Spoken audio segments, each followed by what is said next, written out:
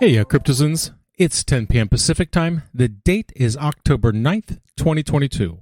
Welcome back to the Crypto Overnighter. My name is Nikodemus, and I'll be your host as we take a nightly look at the crypto, NFT, and metaverse space and the industry that surrounds it.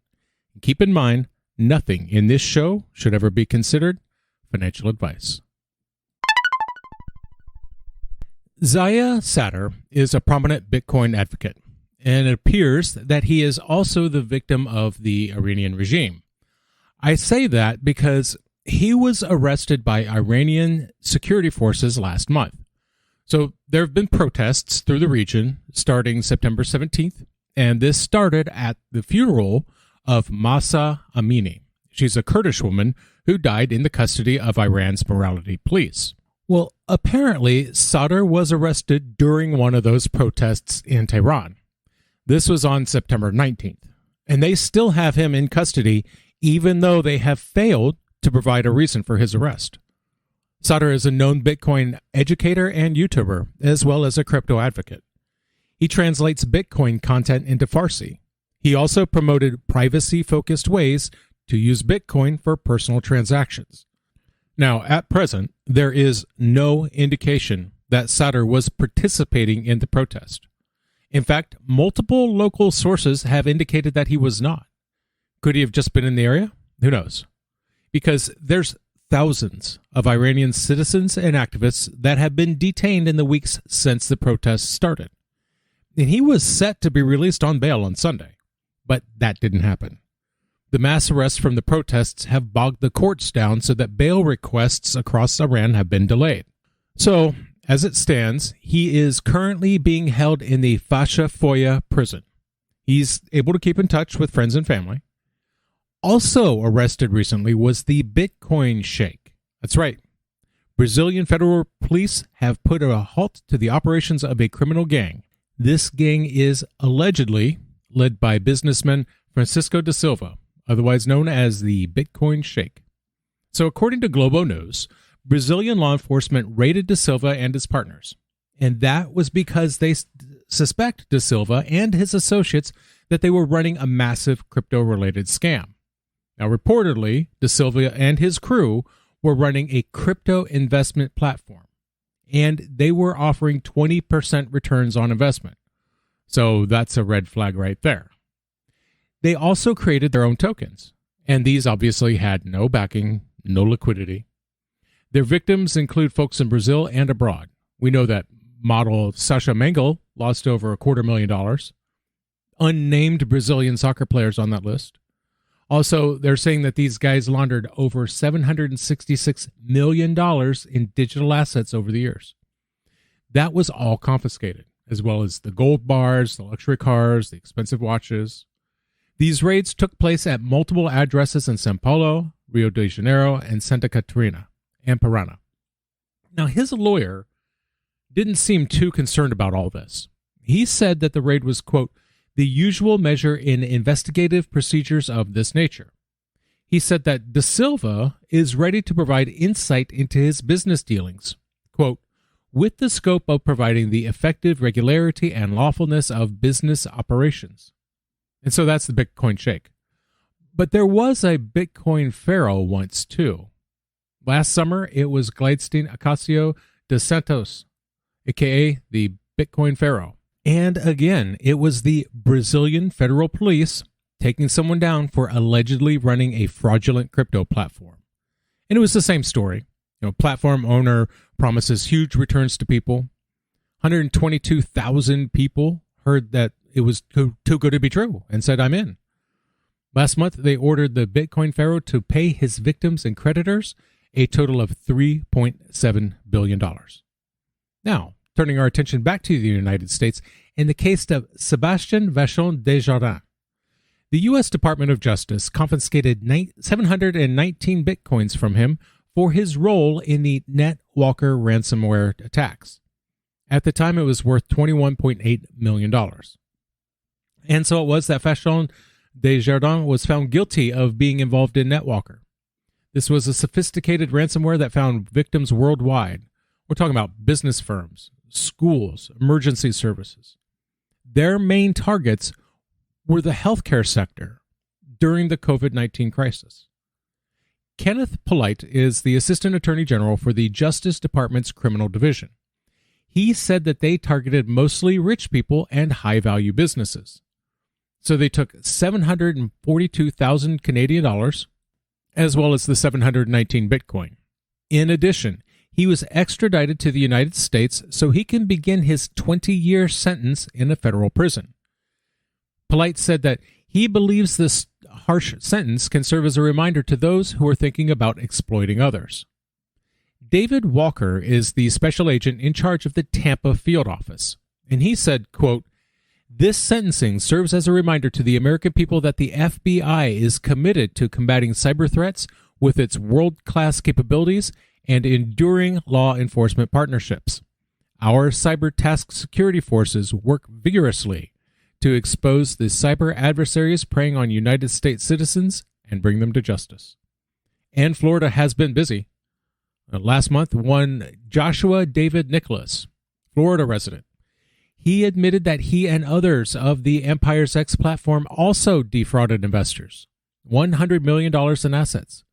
They said that they were using artificial and human intelligence to maximize profits. Instead, it was just a typical Ponzi scheme. In this case, he pled guilty to conspiracy to commit securities fraud, and that got him 5 years in the federal prison. As we like to do on this show, let's take a look at the numbers. At the time of writing, the global crypto market cap is $946 billion. That's up 0.86%. The top 5 cryptos by market cap are Bitcoin up 0.44%, Ethereum up 1.37%, Tether, USDC, and Binance Coin up 0.64%. Huobi Global changed hands. Founder and controlling shareholder Leon Lee Lin sold their entire controlling stake to About Capital. Huobi announced it on their site. About Capital is a Hong Kong-based asset management firm, and they became the exchange's largest shareholder after a successful buyout deal. So we don't know how much About Capital paid to become the new controlling shareholder. We do know, however, that they're saying that core operations and business management teams, they will not be affected during the transition. They said that they have a plan that they're going to continue working on Huobi's brand promotion and business expansion. They said, quote, "Upon successful implementation of the initiatives, Huobi Global will be well positioned to provide first-class trading and investment services to international investors." They also reportedly have plans for a Global Strategic Advisory Board.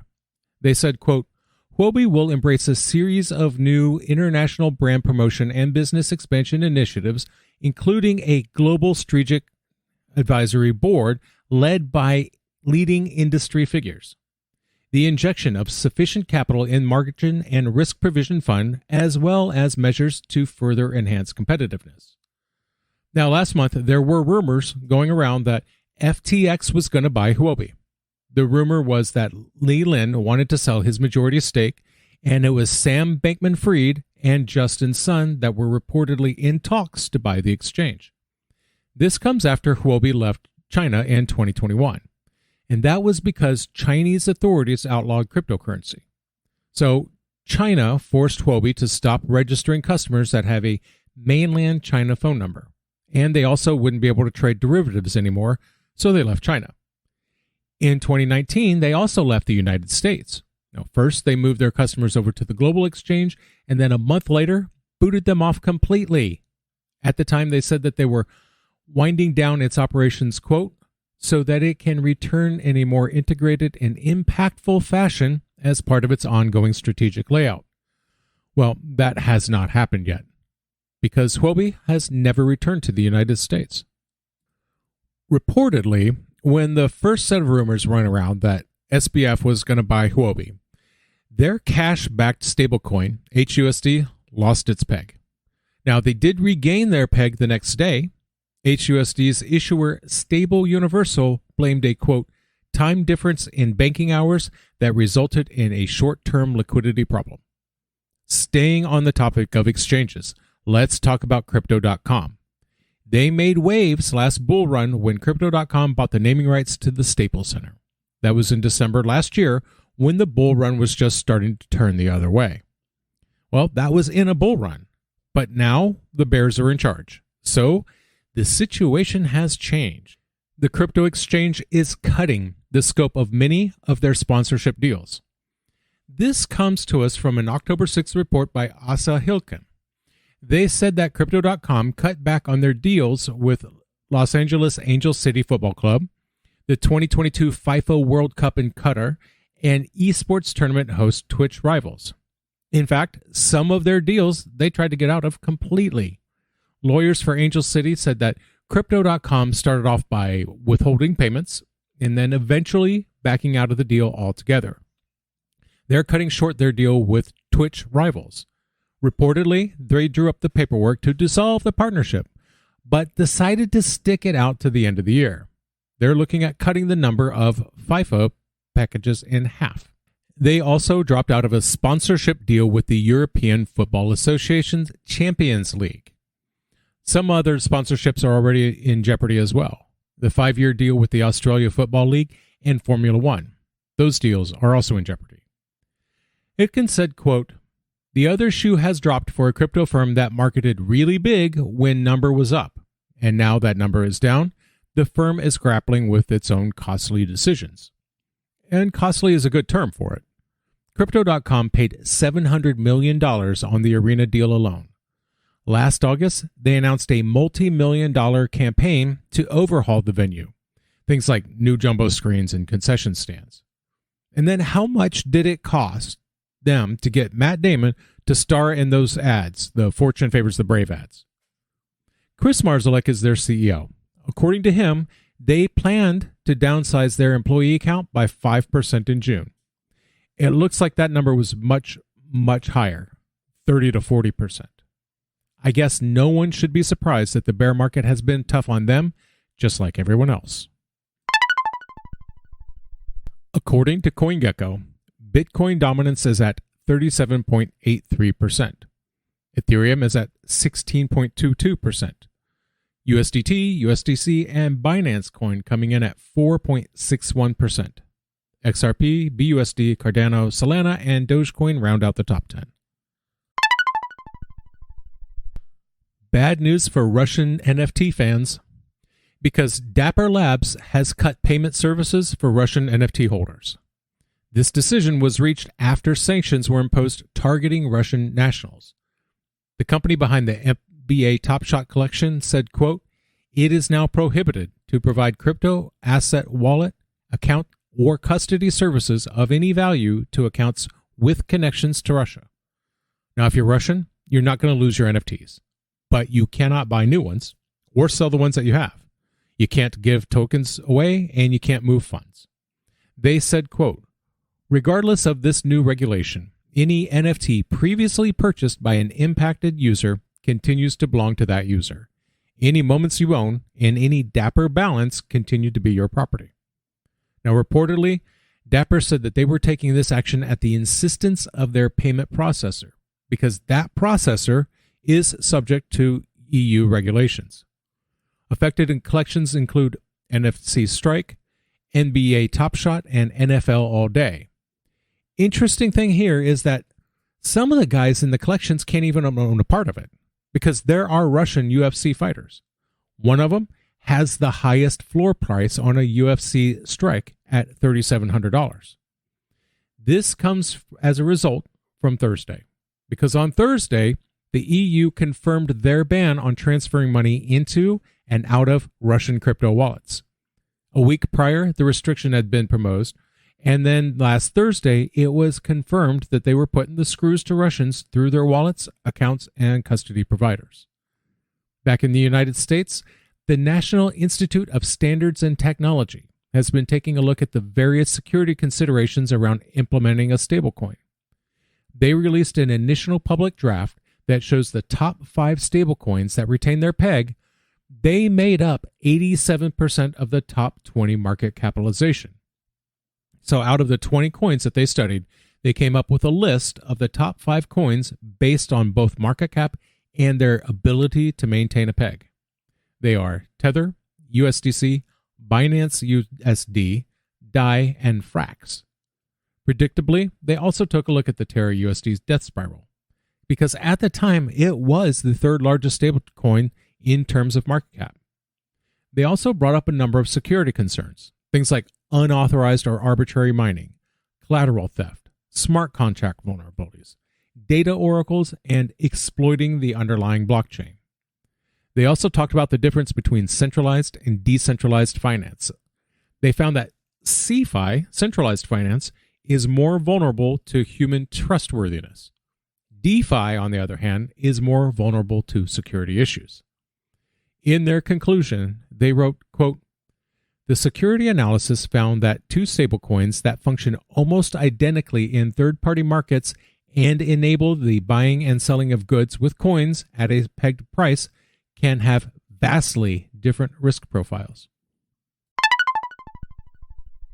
And I think that's going to do it for us tonight. I want to thank you, my listeners, because when you stop listening, I will stop talking. Take care of yourselves, but take care of each other too. We'll see you tomorrow night.